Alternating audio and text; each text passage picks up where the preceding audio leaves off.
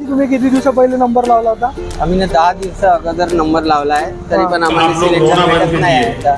इथं म्हणत आहे कोणीही काय हे अधिकारी लोक कोणीच काही इथं आहे नाही. ऑफिस बाय पण आता देवेंद्र फडणवीस साहेब आपले जे आहेत त्यांना म्हटलंय का सगळे सिलेंडर आहेत बा हे आहे, तर तुम्ही इथं कशाला आले? देवेंद्र फडणवीस जे म्हणत आहेत त्यांनी इथं येऊन इथं चौकशी करायची, कंपनी बंद ठेवली आहे त्यांच्या जे अधिकारी आहेत त्यांच्यावर कारवाई करायची.